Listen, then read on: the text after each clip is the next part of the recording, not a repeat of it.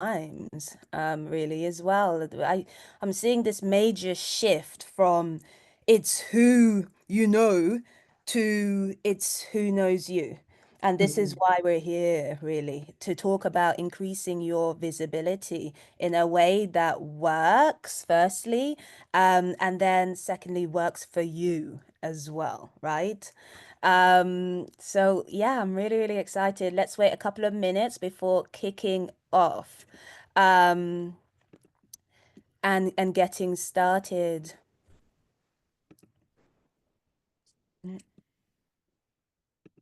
I always feel like in moments like this, Zoom should have automatic holding music and elevator music. Yes, I was humming in my head. Yes. Oh, or at least a music feature. I'm surprised some a music, a Spotify or an Apple hasn't zoomed in to be the music feature on Zoom. Mm-mm. Hi, Ira. Hi, Esther. Hi, Nife. Hi, Vivian.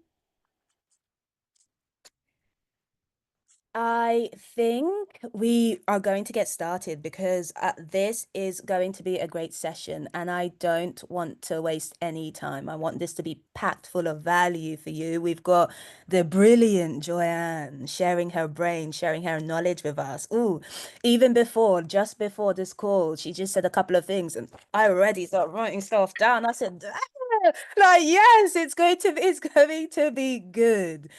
So let's jump straight in. If you're new to CBF, I don't imagine you are, but if you are, Coding Black Females are a powerhouse, run by Charlene, brilliant Charlene.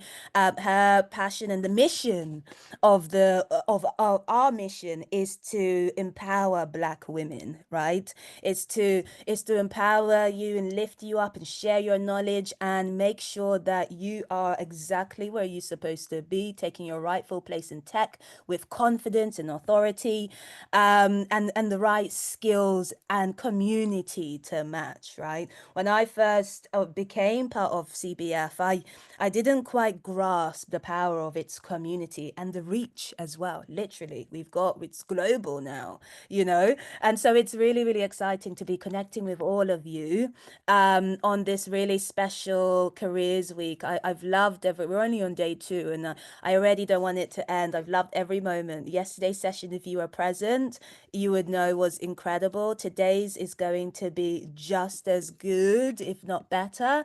And let's kick straight off with Joanne. Tell us a little bit more about you. Okay. So today's session is all about visibility. So I think I'm going to start on that element. I have been self-employed my whole career, over 8 years now, and the success of that is through visibility. So I started as a social media marketing manager and networked my way to grow that consultancy, and I now run a AI company and I got a master's in data science. So I combined marketing and AI to build a product that identifies bias in language, in imagery, and helps to create more inclusive content. Wow, that's incredible. That's incredible. It's so impressive to me. It's so impressive to me that someone just had that so much belief and tenacity. It must have been really, really kind of challenging to build from the to ground up. What made you know that, you know what, employment isn't for me in the traditional way. I need to do my own thing here. It's funny you say grit and tenacity. It was all an accident. I literally stumbled my way here without any real plan. I started the social media marketing company because I couldn't get a job in the industry. I was in that cycle of you need experience to get experience, which I'm sure is very relatable. And I found a Princess Trust course, a program kind of like what CBF does, where they were like, oh, this is how you would set up your own business. This is how you would do that.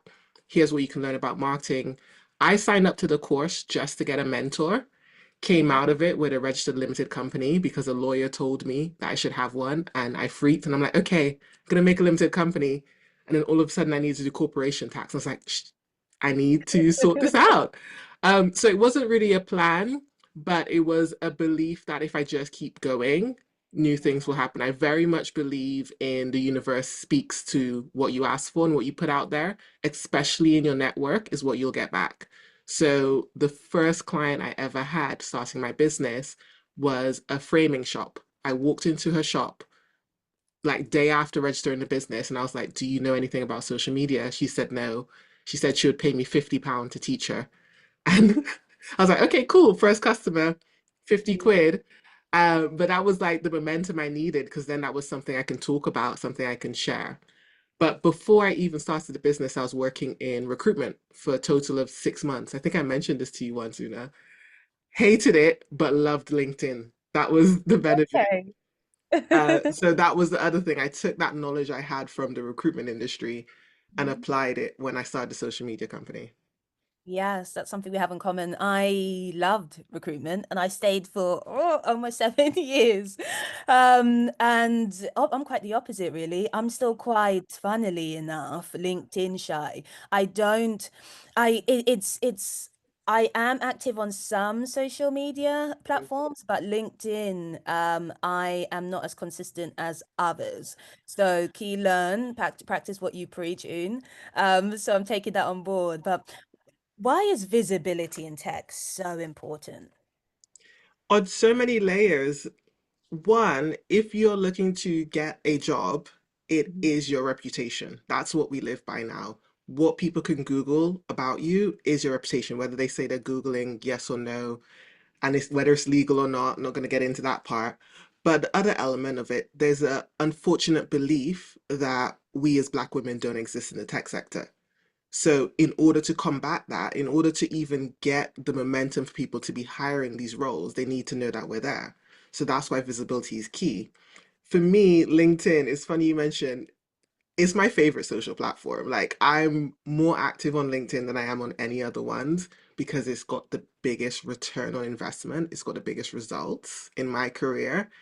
And it's the only platform, this is me with my marketing brain on now, it's the only platform that still has organic growth compared to all the other ones. Everything is so you can be viral one day or not. LinkedIn, you can could be consistently growing, unlike any other platform.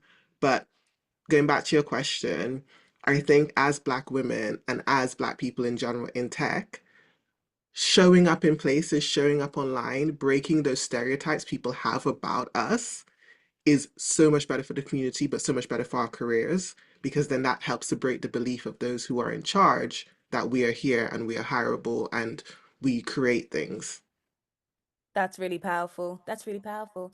And it is something and it is something that hiring managers still talk about, and it is something that it's true what you're saying about not knowing that we exist. It is something I hear time and time again. Oh, I didn't know you did this. Oh, I didn't know you did this. And it's like you could create a website, you could be really active, you could be really passionate, you could be really talented, but still not found. That's why visibility matters. Visibility, is the top of the iceberg. It's what people see. It doesn't matter what's beneath, how big it is, how well formed. If you're not seen, if you're not able to be found, if you don't build your reputation externally, it's really disheartening actually, because there are a lot of talented, brilliant people out there who are not visible, and it is disheartening. It takes its toll, actually. Um, what would you say are some of the misconceptions about self-promotion and visibility? Sometimes people have that feeling behind it. Oh, I'm doing too much.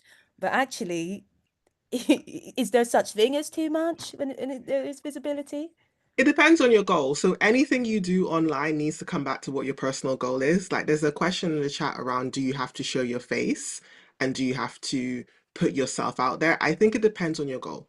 If you Mm. want your expertise to be known for coding, then you focus on those platforms, you focus on those forums, and you become a top commenter there. If you want public speaking, you have more videos, you have more aspects of that. Depending on what your personal goal is, will depend on what you do. So if it feels like you're doing too much or it feels icky, it's normally because you're doing a form that is not for you.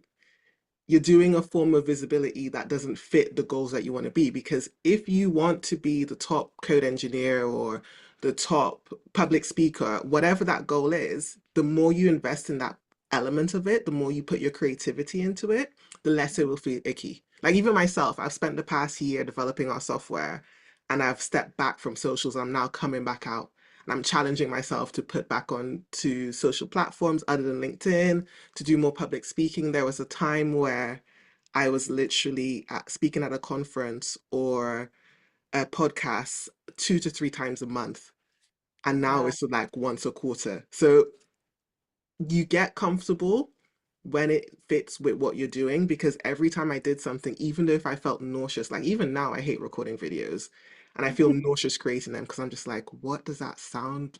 That's not me. And I know my version is if I go live and I'm talking to someone and I could take the clip from that, it's so Yeah. much better than me trying to record myself talking. And Mm, that's the bit that feels less icky for me. But if I have to hold the camera up and talk to the camera, I'm just like, I am not that person. I'm not mm, that person. I'm also not a person who's going to tell you an essay about my life. I yeah. speak and I write in tweets still. So I'm not the one that's going to write an essay or newsletter every single day, but that might be the thing for someone else. So the way to get rid of that ickiness is to make sure you're doing it in the format that's most comfortable for you and aligns with the goals that you want to achieve. Okay, I love that. So if something's feeling uncomfortable for you, work backwards. Look at the goal, get clear on what you're trying to achieve, and ensure that the action is aligned to that because things feel less icky when there's alignment. You may still feel nervous showing up. You may still like, oh my God, two people liked it. However, there will be a sense of kind of familiarity and comfortability that grows and develops once you are in that aligned path, and it's not just trying to replicate what you've seen or people that you admire that you're trying to kind of replicate. It's authentic to you. It Hmm. feels personal. Sorry. Just Yes. on that two people liked it bit, ignore those stats. Tricks. No. People liking it is doesn't matter because 80% of the internet, 80%, especially on platforms like LinkedIn, and this is what I would say to someone's question about the premium membership. Look at your stats around impressions and reach. It is not about likes, it's not about comments. It's about impressions and reach. Those are the first stats you want to start getting involved in because those are the stats of people watching it, but not, we're not all engagers. Think about Yeah, how much content we consume. We're not liking and commenting on everyone. So if you get 2 likes, it doesn't matter. Impressions and reach is the goal, especially on LinkedIn.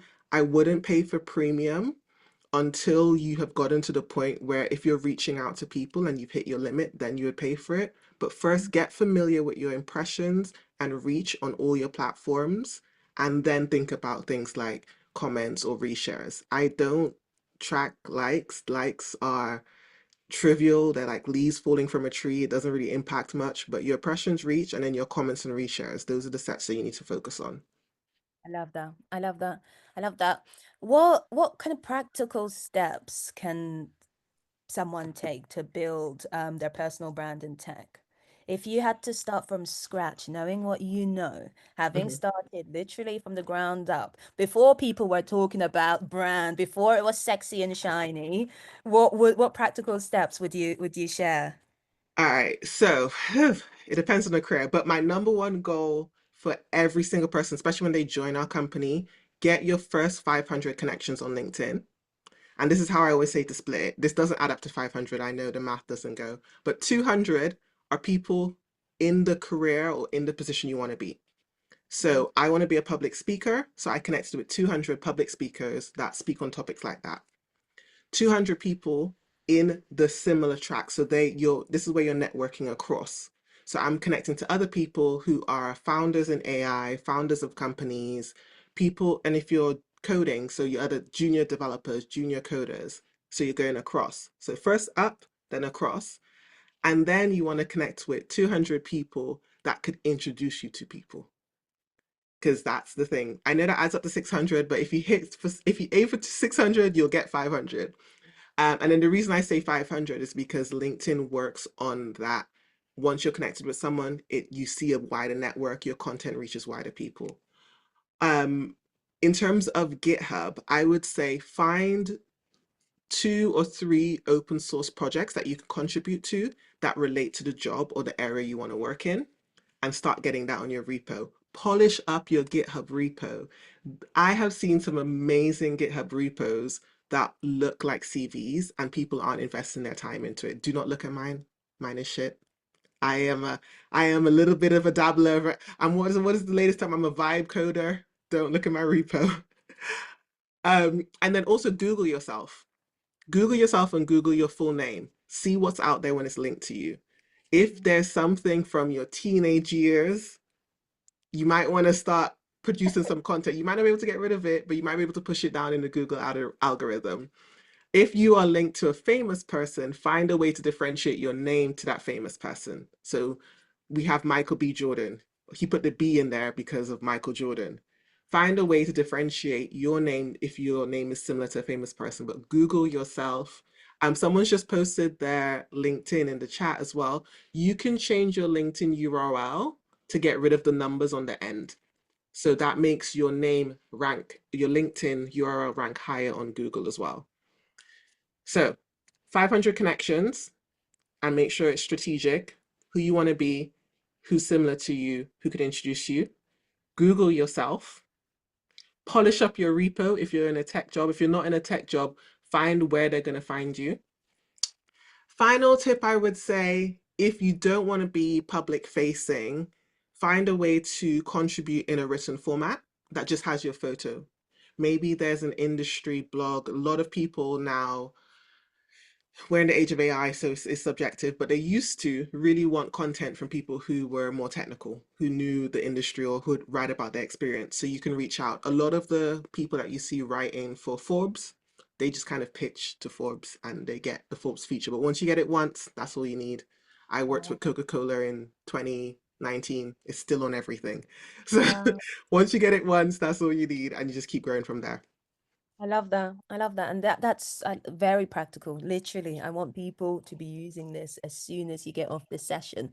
That's a really powerful way to just begin to make a difference because sometimes it can be overwhelming, right? Tech is so huge. There's so many people out there, and if you don't know how to start, sometimes you don't start. So Mhm. you've got your start. Everyone on their call, you have your start. Everyone on this call, we're only 18 minutes in, you know where you can build and improve. And I've taken notes myself because I've got some work to do too, if I'm honest. Um, how can we've talked about this, we've talked about a little bit, a lot actually, about LinkedIn, about GitHub, other platforms. What other platforms can be used to showcase your skills? Actually, funny you say everyone on this call because I'm looking at the people now and I'm seeing a bunch of short names and non-professional photos.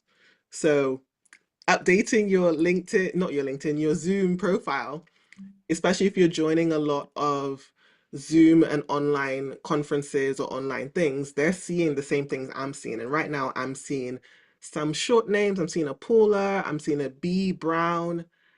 Mm, Put your full name so your name becomes recognizable, or put the same picture you have on your LinkedIn on your Zoom.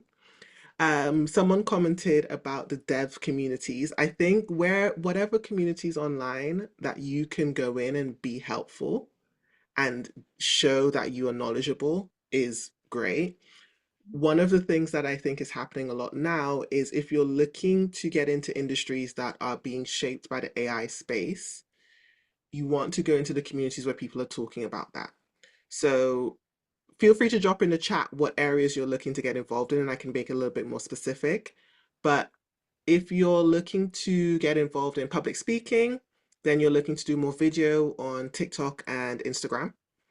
If you're looking to get involved in AI, then you're looking to get more on LinkedIn, on any coding forums. There are a lot of AI prompt communities, AI engineering events. If you're looking to get into both cybersecurity, there's cybersecurity networks. So find out where the communities are and go there and be helpful. That is the mm, key. That is still the number one thing. That's the main thing that differentiates. A lot of people, even in this age of AI, still have problems. And the more we can be helpful, the more we're memorable. So mhm, someone mentioned uh, software and AI development. Oh, if you can show your projects and talk them through. So any projects you have, if you can find the communities that are focusing on that, I think AI development right now is doing really well on TikTok, where people are showing their how they're developing their agents, how they're building that out. Um, the AI stuff on LinkedIn is getting a bit slightly bit stale. Mm. So I would look for more niche areas, especially for whatever vertical that you're looking at. So if you're doing AI in healthcare or AI in software, MarTech that I'm doing, look for the niches there. Product management, that one I'm not too sure of. I'll come back. The devs industry, devs engineer. Oh, I used to say Stack Overflow was the area to find people, but now I think there's more Discord and communities there. So if you can find a Discord where someone has, normally if you find an influencer in that sector, and when I say influencer, I mean you have your Nella Rose, but you have your people like oh, what's his name? Andrew Yang, who's like an AI influencer and leader. The people who are putting out content that are building courses, they normally have their own communities, either on Stack or Discord Overflow. Discord Overflow? Or on Discord that you can get involved in and comment and put your full name there, respond, engage communities there as well. Okay, that's really good. So give before taking. Be memorable by sharing your knowledge and sharing your skills. And an element of humility as well. You connect with humans. We're in the Mm. tech space, but we're thirsty for human connection. There's never been such a wider gap between the AI, the robots, and actually, sometimes we just need a hug. We just need to speak to someone. We just need to connect. We just need to speak. We just need to have that face-to-face time. Niche down as well. I really love that. People, oh, I hear this and I tell people I don't want to hear the S word. Saturated. It's saturated. It's saturated. Well, if you feel that way, and sometimes, yeah, there is an element of that. Although I don't like to lean into that. I do believe that individuals, there's space for everyone. We're in an abundant world. But if you do feel like you can't get to who you want to, or you're not being seen by the right people, or it just doesn't align, sometimes it's just an instinct gut thing, then niche down, go into kind of more niche pockets of the world, expand that, grow that, create something yourself. How about that? Mm. Create something like if you had a thought, if you've seen something that someone hasn't, then likely, yeah, go on. You look On like that you're about to, element of yeah, niching down, that is where you create your niche communities. In terms of saturation, everything's now having an AI vertical. So whatever you are interested in, like I'm still waiting for someone to create a robot that can clean chicken. That is a very specific niche of a robot that I want to solve my problems. So if anyone's going to build that, please do. But like whatever vertical you're in, you can create a community in that. You can find all you need is three or four people. And if yeah, you and those three or four people are talking about that particular niche aligned with your particular perspective, that is a perfect way to build that out and build that recognition. And if you're not reaching the people you want to reach, find other ways. We are in the way of digital, and we've talked a lot about digital, but you need to go out in person. We're getting back to that. And yeah. because conferences aren't like what they were before COVID, people who go to conferences now are more invested in networking. Before COVID, I remember I went to a networking event every single day for the month of March. I Money. had pizza and wine every single working day. I will caveat that. But that's how I grew my network here in Bristol. And that's also how I found out what types of events I preferred. Because you had the ones where you had to pay, stand up, and you had to like preach yourself, and there was only one person allowed. I'm like, this feels like a cult. I'm not going to do it. And you had the more casual ones, the way you can talk about the topic, talk about the interests. But going out to events, that's also how I found my first mentors. I found them online first, found out where they were speaking. This sounds a tad bit extra, but it worked. Commented on their content online, engaged with their content online, saw them in an event. I think it was UK Black Tech, probably where I met Charlene actually. And as I was approaching to speak to them, they were like, "Oh my gosh, Joanne, I know you." And I'm like, "Oh, okay, yes, you've seen my face. You know Yeah. me because I've been commenting and engaging with your stuff." I was just gonna check. Someone mentioned in the chat, what advice would you have on finding your voice on LinkedIn for someone that has different areas of knowledge and interest? I would say, what is your goal for the next 6 months to a year, and have that as your top priority? In marketing, we tend to have our three pillars of contents that we do for clients. So, what are the three pillars? But whichever one you want to achieve in the next 6 months to a year, let that be the thing you talk about most. Mm. Yeah, Charlene, we spoke about that clean and chicken. I really want that clean and chicken robot. Like, honestly, Could be just your idea. It could be yours to create. I do not want to get into hardware. I would I will give all my hardware ideas out. I do not want to get into hardware. So yes, clean and chicken robot, one that could stretch hair before braiding for me. That's a That good would be one. amazing. Yeah, these are the key ones, Black women That's in a really tech. good one. Yeah. And when you engage with content, the beauty of it is that if you do meet someone face to face and you've engaged with the content and you've had back and forth, it's a warm face to face meet. You've got a point of reference. Oh my gosh, I actually spoke to you on LinkedIn about XYZ, whatever, whatever. And it makes networking softer because sometimes we get to networking and we're like, yes, I'm going to get 8 contacts, and then we're just in the corner and we're like, oh my gosh, it's kind of scary. So, engaging online kind of makes your offline life softer and Mm, make more sense as well. So I would definitely kind of recommend yeah, getting involved, liking things, sharing things, adding a little bit of commentary, and as well sharing your journey. You don't wait till you're at the destination to then talk about it. Talk about your learnings as well, your key learns, things that surprised you. No one, mm, if you're reluctant to post because you think, oh my gosh, no one's going to see it, or it's not going to, get any of these metrics that are just designed to make people kind of buy, to update and to upload, to what do you call it?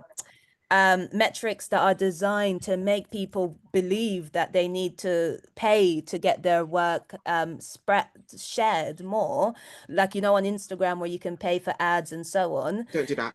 Don't do that. Don't Don't ever do pay that. to boost a Start. post. Yeah, It's Facebook's way of getting your money. If you that's want to do right. any paid content, you need to go into Facebook Ads Manager and have proper targeting. But no one on this call should be paying for any of that, to be honest. I want to Especially, go back to what you just said about sharing on the journey to some of the stuff. Anyone who's learning right now or on any of the CBF programs, sharing your learning journey, like we had intern who was doing the AWS program on CBF, and I would hear her stories about how much Amazon and how much layers it was. And I was just fascinated. I did not want to learn any of it, but I was fascinated to hear all the stuff she was learning. And I think yeah. sharing your knowledge is also a good way of showing how you learn. So when an employer looks at your profile and looks at how you've developed yourself and the fact that you're able to pursue self-development and self-growth, it's a Mhm. good way to stand out against others. Yeah. Especially for me right now, one of the things that I ask people when we're interviewing is like, what is the latest prompt you've put into ChatGPT? And they're like, oh, write me this. I'm like, okay, no. Tell me how Mhm. you grew that. How did you improve it? What did you do to get better outputs? What did you do to engage and learn rather than staying at that base level? And tracking that and sharing that online is an amazing story. I love seeing it when people are learning or they're starting new programs and their journey. And when they come out at the end of it and they're like, I've got my AWS certificate. I'm like, yay. I don't know you, but yay. A popular misconception that people have, certainly people that I've kind of worked with, and I think it's quite general, quite common, actually, quite relatable, is that sharing your learnings or sharing your journey is about an expertise. You have to be expert level, but no, it's not. It's exactly that. It's sharing as you learn. It's not, Mhm. it's not. You don't have to have a doctorate or been in the industry for 50 years or landed on the moon to be like, I didn't know this yesterday, but I know this today. And guess what? This has inspired this. And to get people reading along and to get people like, yeah, actually, that's really interesting. And if you're continuous improvement, everyone says it. I love learning during interviews. I love this. I love that. Well, prove it then. And that's a really easy way to do so, right? Great. I really love that. I love that. So What are when it comes to networking and industry, what are the most effective ways to build relationships with recruiters, hiring managers, or industry leaders? What's a little bit unhinged, but actually, yeah, works. The tiny bit unhinged, because we've just have a wrong connotation in it, sliding Ooh, into DMs across the that's board professional. Yes. professionally. Oh God. Is the number one way. The thing Nice. that so that's my strong point. I would say I would slide into anyone's DM and talk about anything. Sometimes I don't get responses. Sometimes I get ghosted, but it's fine. The bit that I'm bad at, but I think is what I've seen my friends succeed at, is the follow-up. Being able to remember and track and follow up, not relentlessly, but follow up with in like a couple of weeks, a couple of months, if there's something going on in their life and you have their email, maybe you can send them a congratulations via email versus on LinkedIn. That sends that extra personal touch. So being able to follow up and being able to remember little things that you don't think are super important. Sometimes we talk down on small talk or we talk down on the stuff, but mentioning to someone like, oh my gosh, how's your son doing? I saw that he won a football game. Those little things help to make you memorable when they see you in person. Just Yeah. phrase it in the right way. I did have someone once say, "How was your run this morning?" And I was like, "Wait, what? What How?" that's That's a tad bit too detailed, just a tad bit. So yeah, being following up, sliding into DMs, being personable, going back to being helpful as well. That is another thing. If you see someone's coming out with a book, like one of the things I love to do whenever I see people who I look up to, admire doing something or launching something, I offer to be a connector for them in Bristol because that's where I'm based. And a lot of the times people don't have the network here. So I'm like, hey, if you're doing something, happy to host you here in Bristol, happy to introduce you to this person. And then whenever they're thinking of leaving the London bubble, I come to mind. So offering that advice and offering that help in your area, whatever you're in, is a really good way to do that. Mhm. I love There was something I saw where someone on this, they can also go to programs to sell your skills. I would say be mindful when you're joining a program, be mindful that everyone there is coming to learn. So selling yourself may not be received in the best way. But when you speak, like one of the key things I would say, by the way, as extroverted as I am now, I'm more introverted. I tend to stay home unless I have to go out. But one of the key things I do to try and be memorable at a program or at an event is asking a really thought out question and asking a question that's relevant to the time. So I recently went to an ethics event and I literally 2 or 3 days before, there was a huge conference in Paris on AI ethics. And I asked the speaker's thoughts on the conference. That's all I did. I was like, what are your thoughts on the AI ethics conference? And they gave a response. But because it was so recent in the industry, it made me memorable because it showed to the speaker and the audience that I was up to date on what was happening. So, Mhm. whatever industry you're in, just stay up to date on the news, maybe subscribe to the most popular newsletter in that industry. So, when you go to these events, you can ask. And I would say that's how you can show your skill and knowledge when you join a program. If there's a speaker in the program or if there's a workshop in the program, asking a well-formed question, showing your knowledge, but also gaining knowledge, and maybe asking the question other people want to know, but they're too afraid to ask, is a good way to stand out there. The art of the humble flex. The art of the humble flex. I love that. That's on point. That's on point. Um, I love what you said about relevant to the times as Mm. well. And it's a mindset, isn't it? It's a mindset to stay up to date. It's a mindset to be part of the to be giving just as much as you want to take. It's a really kind of it's a balance that pays off once you kind of pour in. So I would also add, don't be afraid to be in your giving era and don't get disheartened by that. Share, immerse yourself, and it will come back to you, right? But do it in a way that works for you, that brings you happiness as well, right? It shouldn't be painful. It shouldn't be you doing all these actions and then feeling empty inside in your room, sliding down the walls. It's supposed to be fun. It's supposed to be about your learning journey. It's supposed to be about you making meaningful connections, right?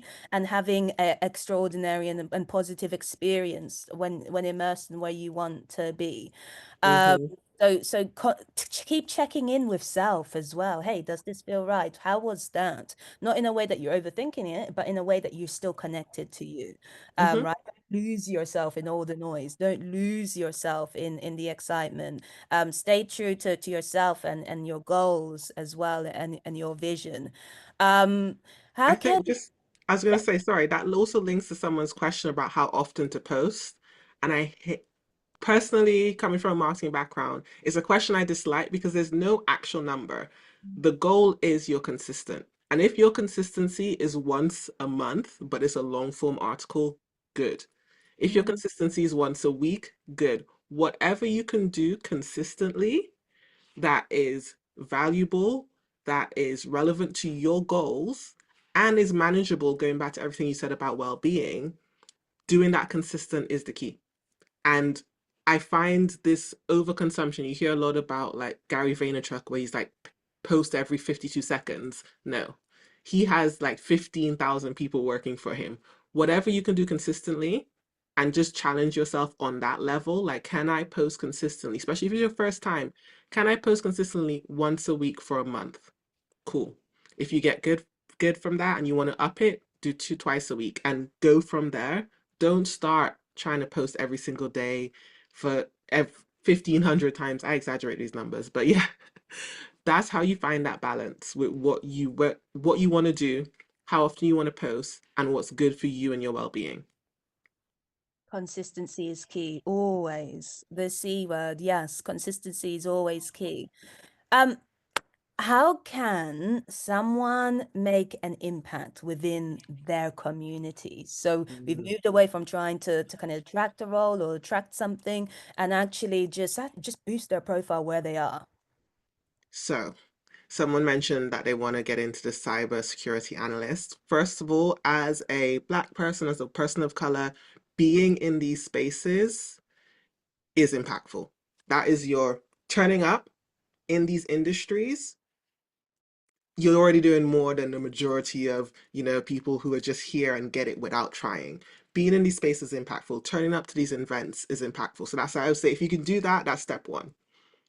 Step two is, can you start networking within those communities with the thought leaders? And that might start small. It might be that within the cybersecurity, I know there's certain certificates you need to get to become a cybersecurity analyst. Are there certain people teaching these courses that you can have a conversation with, ask advice, and start building those relationships? But being in the spaces as a Black woman and then opening and holding the door open for other Black women is the biggest impact I think any of us can have. Because I have been into many rooms and I've been speaking on many topics where I'm probably the only one, the only person of color, the only woman speaking about this. And as soon as I see someone else, I'm like, yes. And I may never see them again, or I may never engage with them again. But for them and for me, that's the most memorable and the most impactful thing because that moment of knowing that we're not alone gives you that moment to continue going. I remember I went to a marketing conference, not a marketing conference, a tech conference, and I saw a Black woman across the room and we made eye contact. We're like, yeah, yeah. And just beeline for each other. She was a data scientist, so was I. I have never seen this, I don't even know her name. But all I know is for the rest of that conference, I was just happy to walk around and talk to people because I suddenly felt like, okay, I am not alone here. So I feel good. My confidence is boosted. So being in these spaces is super impactful. Talking to the people is super impactful. Sharing your knowledge is impactful. And just having that moment of knowing that everyone on this call, everyone in the CBF community, we're making changes by existing. And I just don't, yeah, I think that's making changes by existing in this sector is key.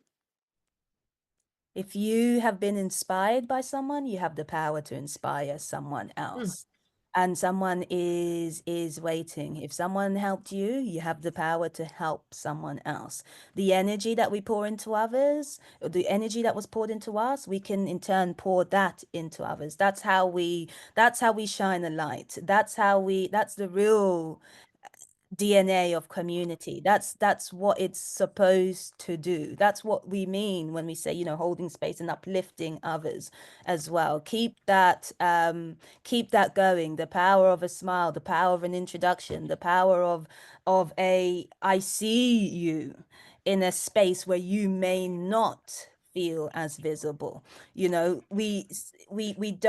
have the power to see someone as they see us. I think that's really, really powerful. You may Hmm. walk into a room, feel like, oh goodness me, and then suddenly that connection is made, and like you said, it sparked that fire, and you went on to be exactly who you think you are. So I love that. That's really, really good. So, if someone wants to start increasing their visibility today, and listen, I'm Mm, posting today, I'm going to post on LinkedIn today. I've got stuff to say. What's the first thing they should do? mm, mm, mm. Oh, the first thing you can all do is pop your LinkedIn in the chat. That's Do that now. Done. That's step one. Step And one. connect with each other. Everyone put your Yes. LinkedIn in the chat, connect to each other. Um, Step two, I would say have an opinion on a thought leader in your industry. So someone just mentioned about being a data scientist. There's a data scientist called Dr. Joy Buluini. Um, and she has a documentary on Netflix called Coded Bias. Have an opinion on that and talk about it on your LinkedIn. That's the way to be visible. I think starting today is doing that thing that you're scared of. If you're scared of sharing your LinkedIn in the chat, that's step one. That's like getting past that first bit, and then tomorrow, let's do 5 connections and grow from there. The thing you're scared of being visible, take the micro steps and build from there. And then by the end of what are we in April, the end of the month, I say post a video or post an article. I want to say sooner, but I'm being nice. I want to And say by the end of the week, post a video, post an article. But today, connect with everyone here. Use the network you have. Tomorrow, reach out to someone you don't know. The day after that, post something, an opinion on a thought leader. The day after that, comment on something that is written by someone else. And continue that cycle. Like we've been talking about, that consistency is key. I'm loving seeing these links in the chat. And if you're struggling to stay consistent or start struggling to generate ideas, use AI to help you and put into ChatGPT, this is who I am, this is my interest, this is my goal to increase my visibility.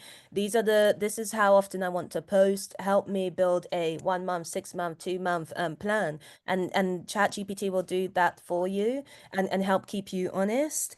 I Ooh, did have one. I'm gonna have to disagree with you on that one. Oh, yes. Okay, no, tell us, tell us. So first of all, before you post anything into ChatGPT, make sure you're not sharing your data to the model to build it. So go into the settings, privacy, turn off the helping others in the model, because that's feeding your information back into there. They still have access to it, but at least if you turn that off, you can sue them one day. We're never going to win, any of us.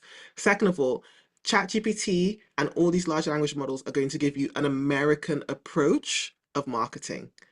And if you are not trying to get a job or trying to network in that sector, your approach is not going to land well.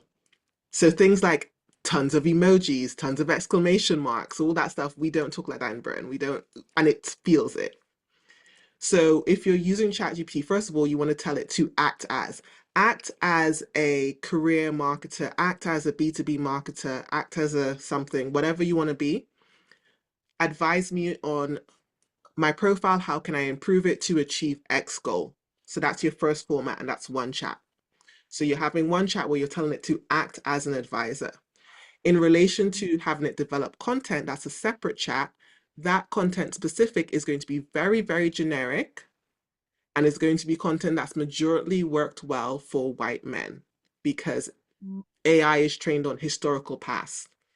So you can ask it for those content recommendations, but make sure you're putting your perspective and your spin on it, not copying and pasting.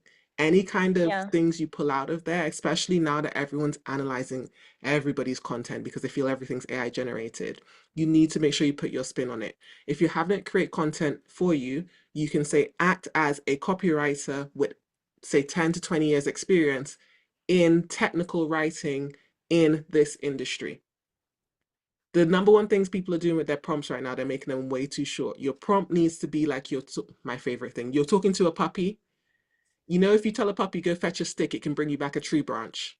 But you need to give it specifics. What does the stick look like? How long is the stick? Where did the stick go? Give the prompt instructions and context, and Mhm. then get that content from it. But yeah, first of all, take off your sharing. Don't share it with these big models, and use several prompts, use several models. So you have ChatGPT, you have Gemini, you have Claude, you have LeChat. LeChat is the European one, and that one is the more ethical one. It's not the most creative, but it is the more ethical one. Anthropic's Claude by Anthropic used to be the most ethical one, but now they're trying to pander to America. I'm not going to comment on that. But yeah, use several models to see how they're producing and the language, and then find your tone of voice. Going back to something someone asked earlier around tone of voice, if you have content you've already posted, you can take My those content, put it into again, always have separate threads for these things and not all in one. Put it into that thread and say, analyze my tone of voice, and it can describe it for you. And then you can get a gauge. And once you have that description of your tone of voice, you can add that to every prompt to make sure it's writing like you. Best, if you don't have content, you can download, literally, I've gone in straight into prompt engineering. You know, I'm such a nerd. I love AI and I love data. You can download ChatGPT app and turn on the voice where you can talk to it. You see a lot of people doing this, but talk to it, have a conversation with it about the topic or the area you want to get into. So if you want to get into AI, talk to it about AI. And after you have that back and forth conversation, ask it to describe your tone of voice based on that conversation. Because the way we talk is a lot more natural than the way we write. Sometimes, like, I never say to people, I hope you're well in real life, but I say it in every Exactly. email. I don't care. Well, I do care if they're well, but I really don't. I'm like, respond to my email. Thank you very much. But yeah, the way you talk is very different to the way you type. So if you want to figure out your tone of voice, that's another way to use AI to help. But yeah, use several models. Don't share your data with these. Don't trust any of them. They're all Americanized. Remove the exclamation marks and the dash, because now everyone's talking about the dash. M dash. The M Yeah. dash. Oh Lord. It's Fine. the M dash is like every other week is a new thing. There was when it was Foster was an issue, Delve was an issue. Every other word is an issue every other week. But That was really, Joanne, that was incredible. I didn't know. I didn't know that the helping others featured meant that I didn't know that at all. So I'm definitely going to remove that. I think when it comes to you've really summed up really where it's going with ChatGPT, and actually why there's a certain tone, like you can hear it now when you read it, you can hear the ChatGPT voice, because people aren't personalizing their robot really, they're just getting it to do the work for them instead of making it work for you, sort of thing. mhm. So it's not supposed to replace your brain, it's supposed to be able to help you kind of personalize and what you produced be better, but still personalized, still relative to you, still still you, not a replacement of you. That's why when you hear certain things, when you read certain things, you can be like, yeah, chat GPT. There's a certain tone of it.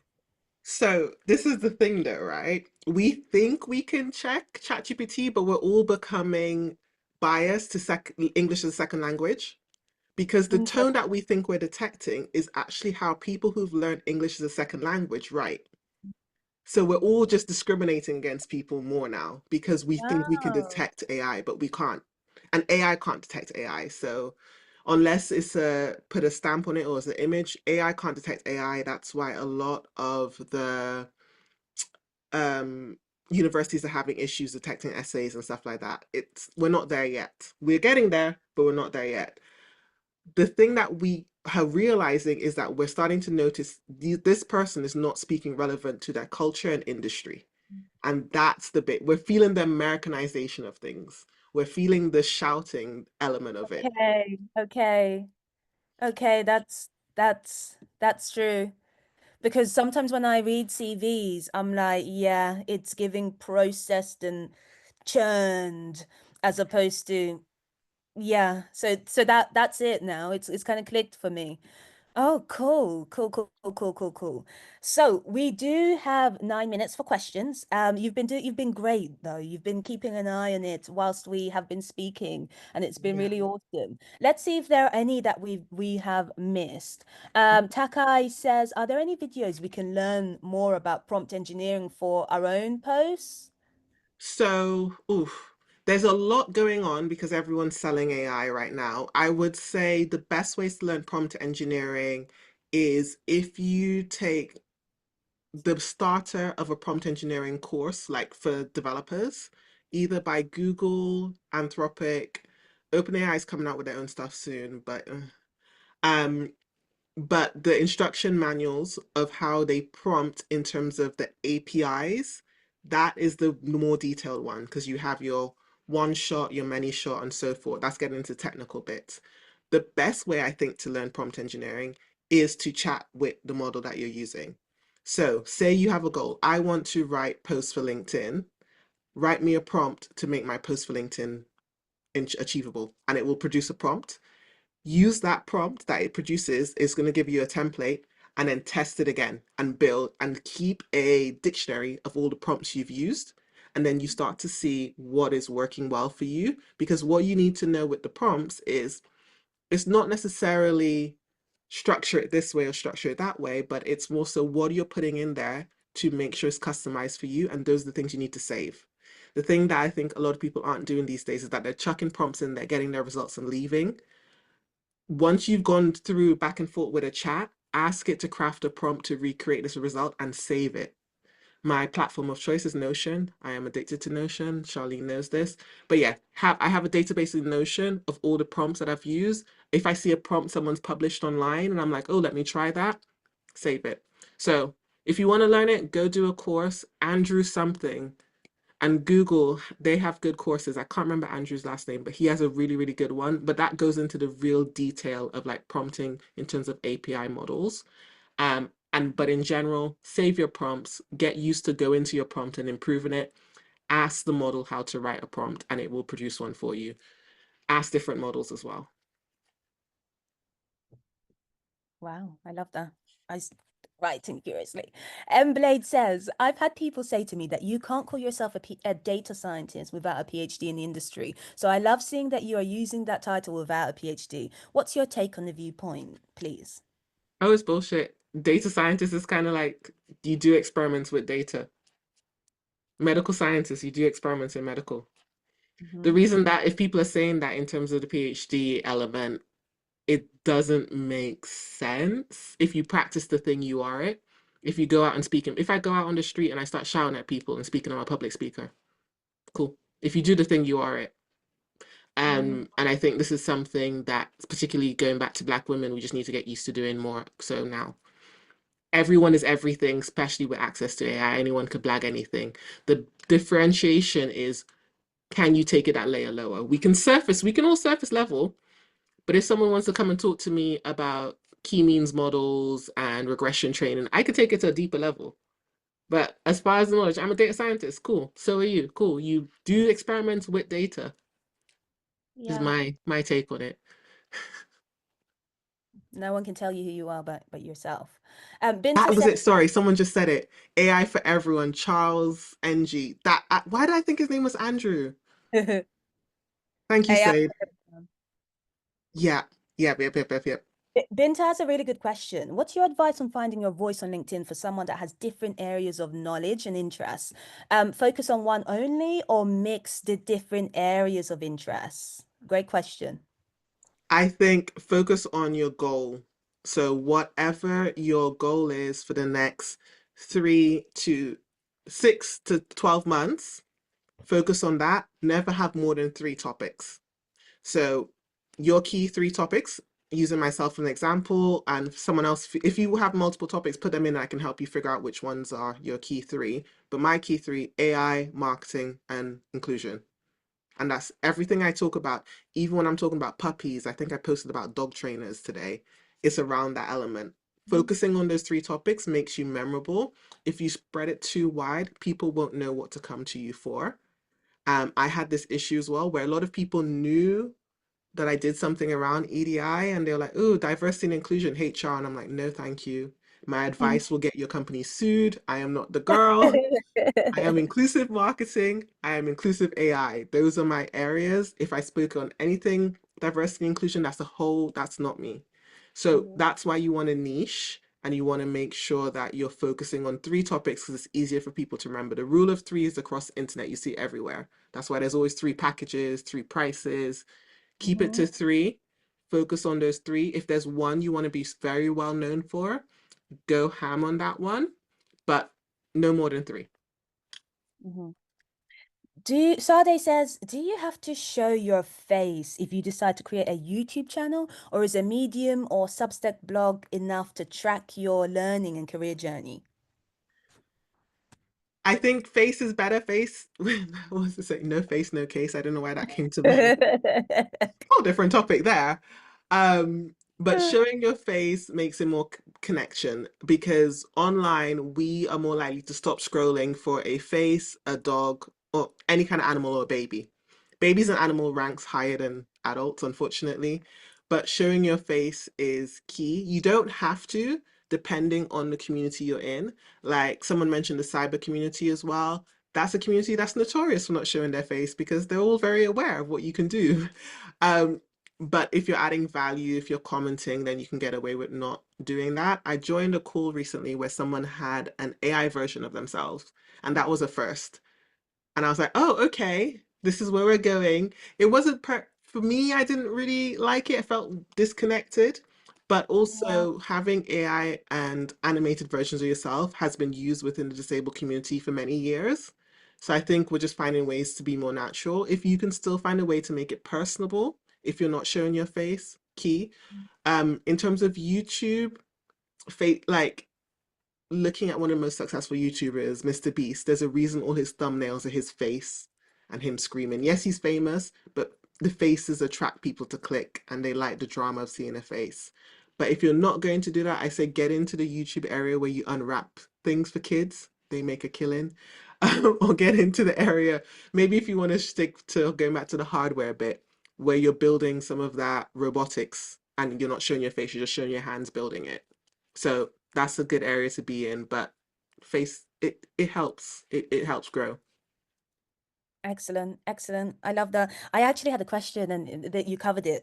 So I actually wanted to ask you around animation. What do you think about when people show up as the kind of animated version of themselves? But you covered that off. You're so good. This has been really, really good. 2 pages of notes. Oh, Ooh, ooh, I'm very, very excited. And it's a great ending to a really powerful session. I know every single one of you have come away with at least one thing, if not two, three, 10. I mean, if I got 10 pages and I'm doing this and my brain can't do two things at once, I know that you guys have got a lot from it and it's been great. Joanne, you're a fountain of knowledge. I feel like, first of all, me and ChatGPT are not as close. Like, what do you mean you're sharing my? I really I be using ChatGPT like therapy. I'm like, look, this is what unpack this with me. This memory, this. And God, is he? It's like who? Where is this going? I thought it's just Okay, between I, us. I can't. Please don't do that. And if you're doing that, don't share your data. Also, another way to differentiate yourself in the industry, start learning how AI is being applied to the tools most popular in your sector, not just ChatGPT. ChatGPT might go away one day. Like that's possible. Please don't be reliant on it. It may go away. Generative AI tools are just trying to get more data from us to make them better. And once they get what they get, they're gone.